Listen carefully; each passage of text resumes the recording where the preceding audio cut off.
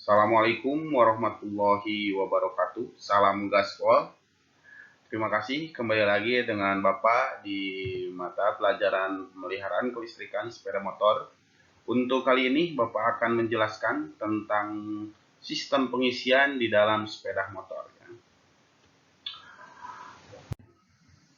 Tujuan pembelajaran sistem pengisian di sepeda motor kali ini, yang pertama Bapak ingin siswa dapat mengidentifikasi komponen sistem pengisian pada sepeda motor.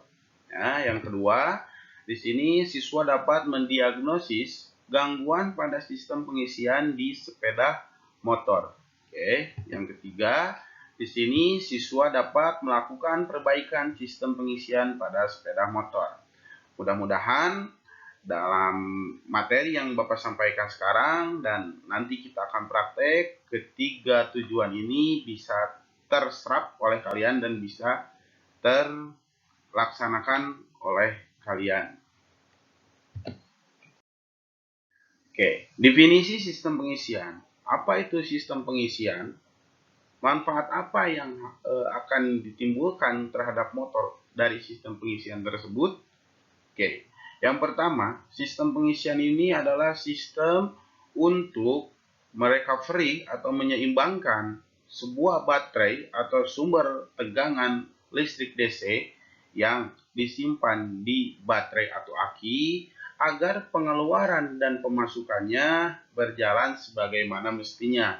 Analogi contohnya, ketika kalian menggunakan handphone, kalian menggunakan handphone satu hari satu malam dan handphone itu pasti harus melakukan pengecasan atau chargingan, ya.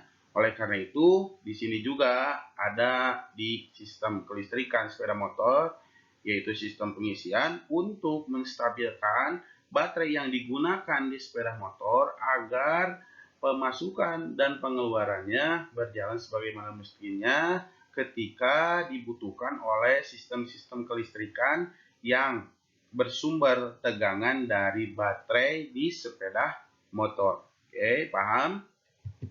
Lanjut.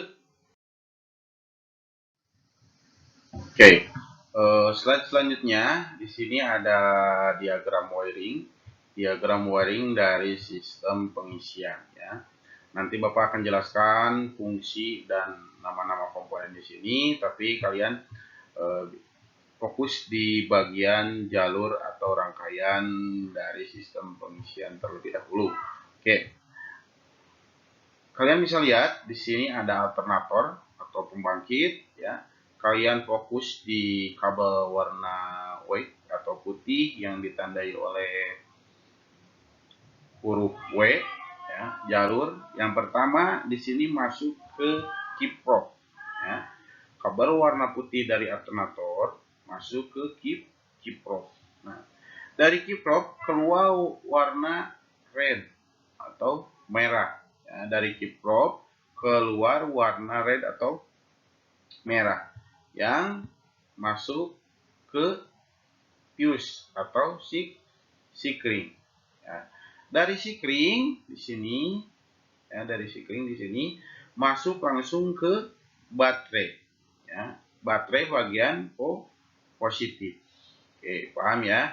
Jadi masuk ke baterai bagian positif, dan untuk negatifnya langsung masuk ke ground atau massa. Oke, sekali lagi Bapak akan sedikit memakai ini nih biar kalian tahu, ya.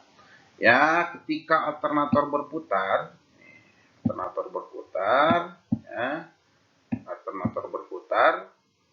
listrik atau tegangan dihasilkan oleh alternator dan langsung disuplai ke bagian kiprop. Oke, kita lihat ketika alternator berputar, listrik dihasilkan atau tegangan dihasilkan dan dikeluarkan melalui kabel kuning ke kiprop. Kiprop masuk dan dari tegangan AC dirubah menjadi tegangan DC. Oke, dari tegangan AC yang dikeluarkan dari alternator yang disuplai oleh kabel warna putih masuk kepada kiprop.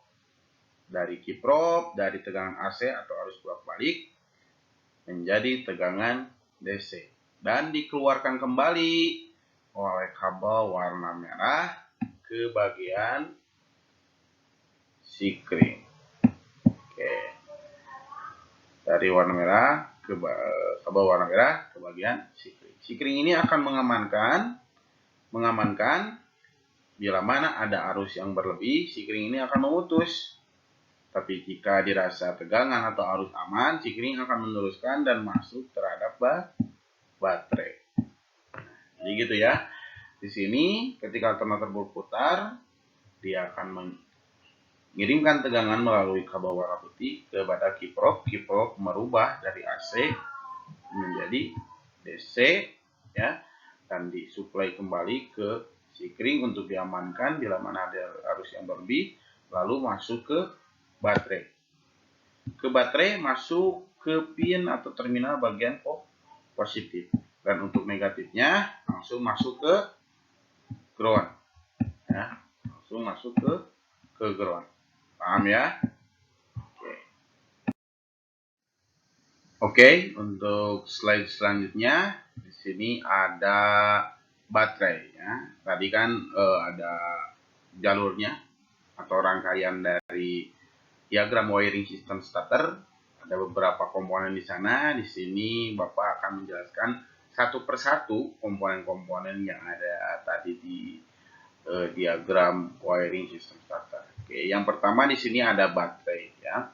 Baterai ini menjadi pusat tujuan dari sistem tersebut. Oke, fungsi dari baterai untuk menyimpan tegangan yang dihasilkan oleh sumber yang akan disimpan lalu akan dikeluarkan kembali untuk memasok sistem kelistrikan yang bersumber tegangan dari baterai. Oke. Di dalam baterai tersebut ada beberapa komponen. Yang pertama di sini ada pin terminal. Terminal ini ada positif dan negatif yang akan disambungkan terhadap kabel bodi yang ada di sepeda motor. Oke. Yang kedua di sini ada seal cap. Seal cap ini berfungsi untuk menutup cairan yang dimasukkan kepada dalaman baterai ya. Seal cap ini berbentuk seperti ini bila mana baterai tersebut berjenis baterai atau aki kering ya. Untuk aki basah, seal cap-nya berupa mur atau baut yang dipasangkan dan bisa ditutup ataupun dibuka ya, sesuai dengan kebutuhan ketika kita ingin mengisi atau menambah cairan dari baterai tersebut. Oke. Yang selanjutnya di sini ada cover body. Cover body ini untuk menutup seluruh bagian atas dari baterai tersebut. Yang keempat, di sini ada negatif plat, ya, negatif plat dan positif plat. Ya. Plat-plat ini berfungsi untuk mereaksikan suatu cairan yang dimasukkan terhadap baterai yang akan menjadikan atau menimbulkan elektron yang akan menjadi tegangan atau arus sebuah listrik ya, gitu. Jadi ini komponen-komponen yang ada di baterai. Untuk yang lain-lainnya mungkin kalian bisa lihat langsung di sini. Oke, ya, di slide ini. Oke. Jadi pada intinya fungsi dari baterai tersebut untuk menyimpan tegangan yang dihasilkan oleh alternator ya, yang diatur oleh sistem pengisian untuk bisa disimpan di baterai hasil tegangannya dan akan digunakan untuk sumber-sumber tujuan-tujuan sistem kelistrikan di sepeda motor yang menggunakan tegangan arus DC ya. Oke, lanjut. Oke. Di sini ada komponen selanjutnya yaitu kiprop ya. Kiprop ini yang tadi Bapak jelaskan ya. kiprop ini yang pertama untuk merubah arus AC menjadi DC. Ya, jadi kiprop ini satu komponen dua fungsi ya. Yang pertama receiver untuk mengubah arus DC menjadi untuk merubah arus AC menjadi DC ya. Yang kedua adalah regulator ya. Regulator ini untuk apa, Pak? Regulator ini untuk mengatur keluar masuknya listrik agar stabil, karena dari sumber atau dari alternator ini listriknya itu tergolong tidak stabil karena besar atau kecilnya tegangan yang dihasilkan oleh alternator ini disesuaikan dengan kecepatan putaran mesin. Bila mana putarannya cepat, tegangannya pun akan besar, dan sebaliknya. Maka dari itu, untuk menstabilkan terhadap tujuan, ya, salah satunya adalah baterai untuk menyesuaikan tegangan yang dibutuhkan oleh baterai tersebut agar stabil, maka dipasanglah sebuah regulator. Ya, jadi ini sering disebutnya regulator receiver, atau kalian bisa menyebutnya juga dengan kiprop, tapi fungsinya itu yang tadi Bapak jelaskan. Oke, paham ya? Yang selanjutnya di sini ada alternator yang tadi Bapak tunjukkan, berfungsi untuk membangkitkan tegangan arus AC di sepeda motor ya. Untuk analoginya, kalau mungkin di rumah kalian ini adalah sebuah KWH PLN ya, tapi tidak mungkin juga kan KWH PLN dipasangkan di sepeda motor. Maka dari itu dipasanglah sebuah komponen alternator. Nah, alternator ini ada beberapa komponen. Yang pertama ini,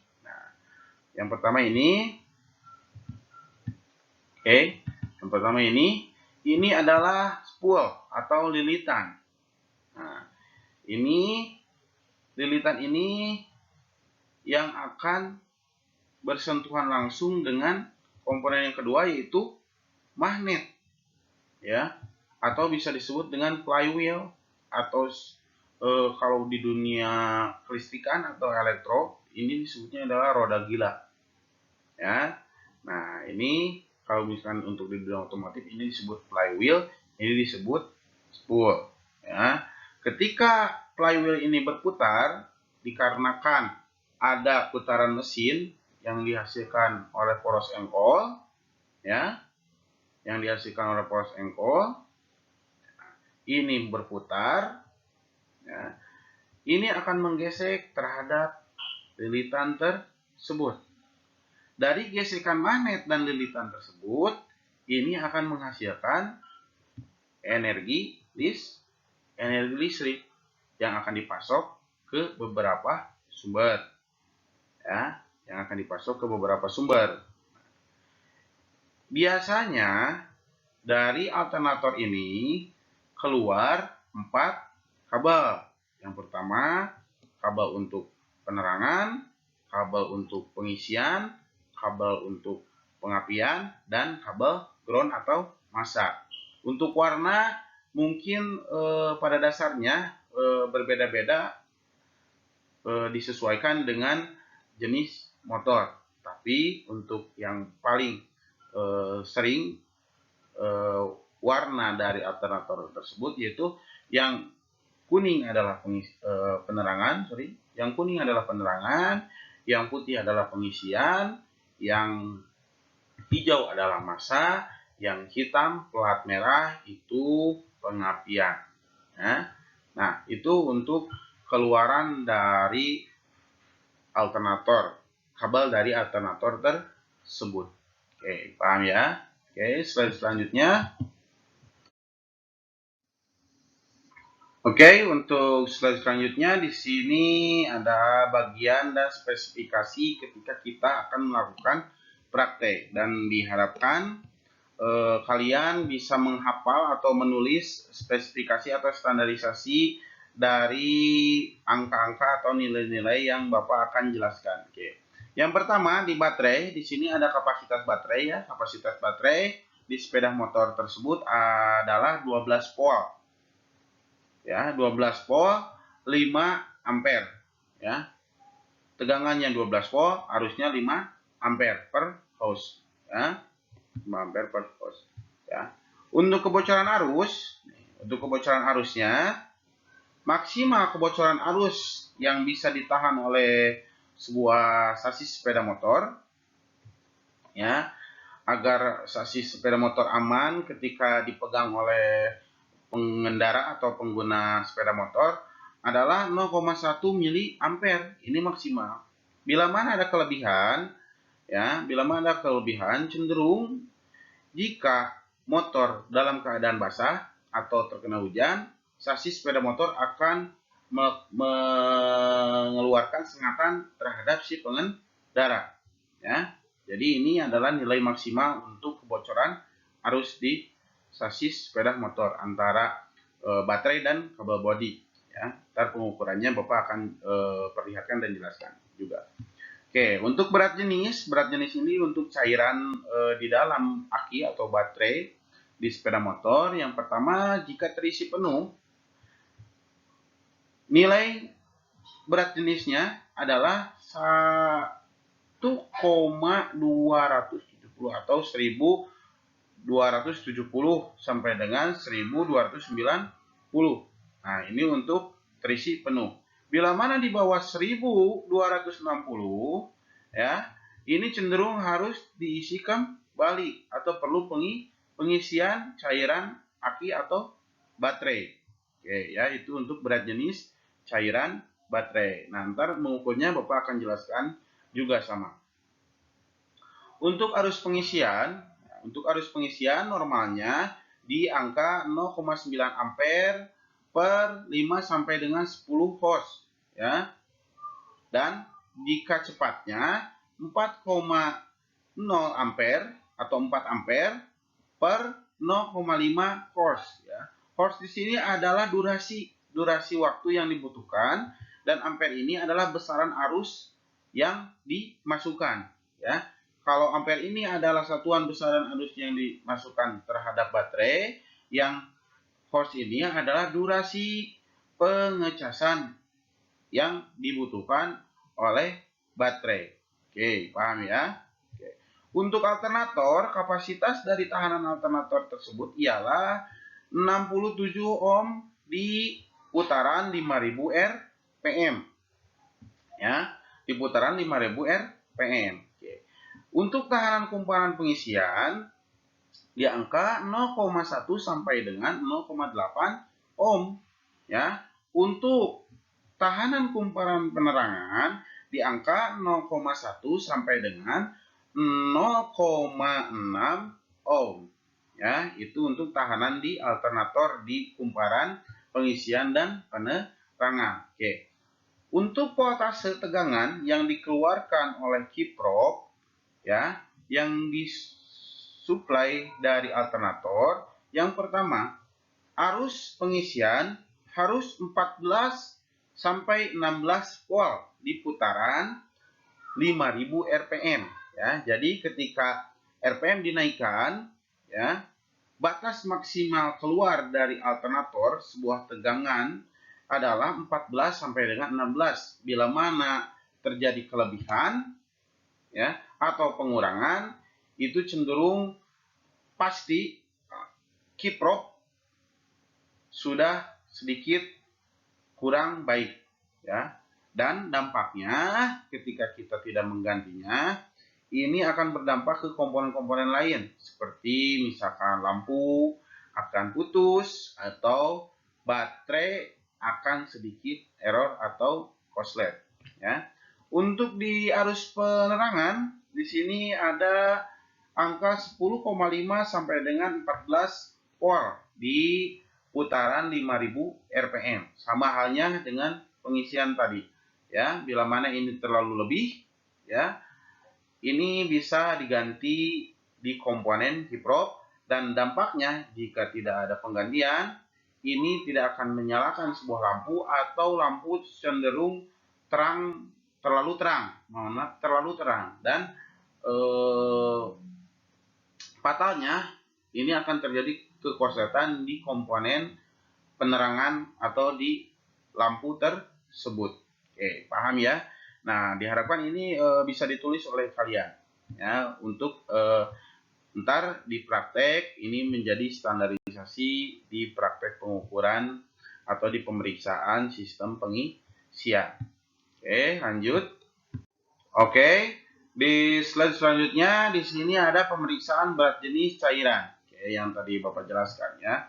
Memakai alat hidrometer. Nah, ini adalah bentuk dari alat hidrometer tersebut ya. Yang paling atas ini berbahan karet ya, yang sering disebut pipet. Pipet ini untuk mengambil sebuah cairan yang ada di baterai atau aki tersebut. Nah, ini kalian bisa lihat. Nah, ini ditekan ya, dimasukkan dan dilepas, dan cairan tersebut akan terserap atau tersedot ke atas. Nah, ya. Di sini ya, yang ini adalah tabung pelampung ya. Tabung pelampung, dan ini adalah indikator berat jenis cairannya ya. Nah, jadi kalian bisa lihat di sini di gambar yang ini ya. Ya, yang paling bawah ini adalah bagian yang bersentuhan langsung dengan cairan. Nah, jadi ini dimasukkan terhadap lubang baterai atau aki tersebut sambil ini ditekan ya. Ketika ini sudah masuk dan sudah bersentuhan langsung dengan cairan, ini dilepas dan cairan ini akan terangkat ke atas. Ketika terangkat ke atas, pelampung ini akan mengambang. Nah, pelampung ini akan mengambang. Nah, kalian bisa lihat di sini, pelampung ini akan mengambang sesuai dengan berat jenis yang ada di cairan baterai tersebut. Bila mana di batas dari permukaan air tersebut berada di bagian warna putih, berarti berat jenis cairan tersebut masih tergolong aman ya, atau bagus. Bila mana di hijau, sangat bagus. Tapi bila mana permukaan cairan tersebut ada di warna merah, nah ini bisa kalian lihat. Nah, ini kalian bisa lihat di sini. Nah, bisa kalian lihat di sini. Bila mana cairan tersebut ada di warna merah, itu tergolong cairan yang ada di dalam baterai ini rusak dan harus diganti total atau dikuras. Ya, jadi tidak bisa ditambah, tapi harus dikuras. Ya. Oke. Mengerti sampai sini untuk pemeriksaan berat jenis cairan. Ya. Oke, untuk lebih detailnya kita akan melakukan langsung praktek di bengkel TBSM. Oke, untuk slide selanjutnya, di sini pemeriksaan kebocoran arus. Ya, kalian bisa lihat gambar di sini. Ya, yang pertama selektor diarahkan ke arus, ya, atau ampere. Ya, ampere DC. Kenapa ampere DC? Karena kita mengukur kebocoran arus yang ada di baterai atau aki. Ya. Yang kedua, kabel di massa atau di negatif dilepas. Ya, kabel bodi yang menempel ke negatif baterai dilepas. Lalu yang kabel warna hitam yang keluar dari apometer atau multitester diarahkan ke bagian kabel bodi yang tadi dilepas. Ya. Yang selanjutnya, kabel warna merah yang keluar dari apo diarahkan ke terminal negatif baterai, ya. Dan di sini harus menunjukkan 0,1 mili ampere, ya. Bila mana ini ada kelebihan, berarti ada kendala di bagian kabel bodi sepeda motor, dan bahayanya tadi Bapak sudah jelaskan. Oke, paham ya? Oke, slide selanjutnya di sini ada pemeriksaan pembangkit atau pemeriksaan alternator. Oke, alternator. Yang pertama yang kalian harus lakukan, yang pertama, selektor di multitester atau di apometer diarahkan ke pol AC. Kenapa Pak diarahkan ke pol AC? Karena yang kita ukur itu adalah alternator. Yang tadi Bapak jelaskan bahwasannya alternator menghasilkan tegangan berarus AC. Oke, jadi apometer diarahkan ke pol AC. Oke. Yang kedua, kalian cari kabel warna putih dan warna kuning. Ya. Karena kabel warna putih untuk pengisian dan kabel warna kuning untuk penerangan. Kita akan melakukan pengukuran tegangan di bagian pengisian dan penerangan. Oke. Yang selanjutnya, ya, kabel yang keluar dari apometer yang berwarna merah diarahkan ke bagian warna putih kabel yang keluar dari alternator. Karena kita akan mengukur dulu bagian pengisiannya terlebih dahulu, ya. Dan untuk warna hitam dari kabel multitester atau apometer diarahkan ke bagian massa atau ground, ya. Bisa warna hijau atau warna yang lainnya sesuai dengan sepeda motor tersebut. Oke. Dan kalian bisa dilihat langsung di sini dan standarisasinya yang tadi Bapak jelaskan di slide sebelumnya. Oke. Untuk pengukuran di penerangan, ya, untuk kabel warna hitam masih di ground atau di massa, dan kabel warna merah dari multitester atau apometer dipindah ke kabel warna kuning, ya, dan itu untuk pengukuran di sistem penerangan. Oke, kalian paham? Oke, kalian paham ya, harus paham. Ya, nanti Bapak buatkan job sheet-nya dan kita akan praktek mengukur atau memeriksa di sistem di sistem pengisian. Oke, untuk slide selanjutnya di sini ada pemeriksaan kiprop, ya. Yang pertama, kita akan memeriksa kualitas dari kiprop tersebut, ya. Yang pertama, selektor masih di pol, cuman polnya pol DC. Oke. Kabel warna merah dari apometer, ya. Kabel warna merah dari apometer dihubungkan terhadap positif baterai. Oke. Dan kabel warna hitam di apometer disambungkan atau diarahkan ke negatif baterai. Ya. Lalu motor dihidupkan dan ditahan RPM-nya di angka 5000 RPM. Ya. Bila mana melebihi yang tadi Bapak jelaskan di slide sebelumnya, berarti kiprop cenderung sudah rusak. Bila mana melebihi nilai yang Bapak tadi sebutkan di slide sebelumnya. Ya. Tapi ketika masih masuk terhadap spek atau standar yang tadi Bapak jelaskan, berarti kiprop cenderung baik. Oke, ya. Paham? Yang selanjutnya, di sini kabel kumparan pengisian. Nah, kabel kumparan pengisian, kita mengukur tahanan di kabel kumparan pengisian yang tadi Bapak jelaskan. Yang selanjutnya kita mengukur tahanan kabel penerangan, ya, yang warna kuning, ini standarnya, ya. Yang selanjutnya kita mengukur kabel hijau atau massa. Ya. Cara mengukurnya gimana Pak? Selektor dipindahkan ke OHM. Selektor dipindahkan ke OHM, ya. Yang warna merah diarahkan ke kabel atau ke soket atau ke pin bagian kabel warna putih, atau langsung saja bisa ke kabel warna putih, ya. Untuk negatif atau warna hitam diarahkan ke massa atau hijau, ya. Ini standarisasinya 0,1 sampai dengan 0,8 ohm, ya, pada 20 derajat Celcius. Ya, jadi kiprop harus dipanaskan terlebih dahulu sampai dengan suhu 20 derajat Celcius. Ya. Jadi jangan keadaan dingin kiprofnya. Jadi motor harus dihidupkan dulu. Oke.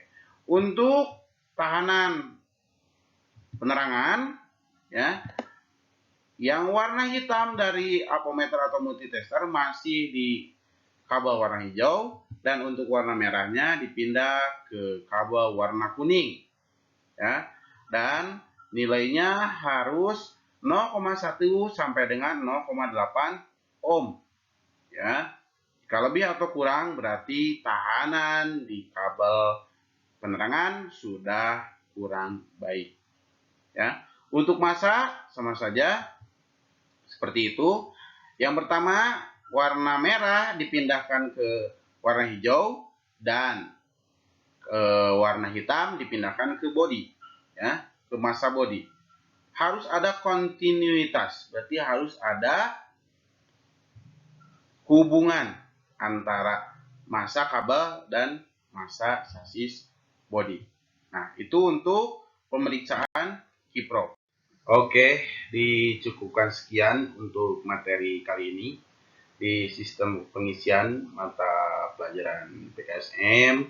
Mohon maaf bila ada salah-salah kata, dan untuk pemahaman lebih jauh kalian akan segera dijadwalkan untuk bisa praktek di bengkel, dan Bapak akan segera memberikan job sheet yang kalian akan bisa hafal untuk memudahkan kalian dalam praktek di sistem pengisian. Cukupkan sekian. Assalamualaikum warahmatullahi wabarakatuh. Salam gaspol.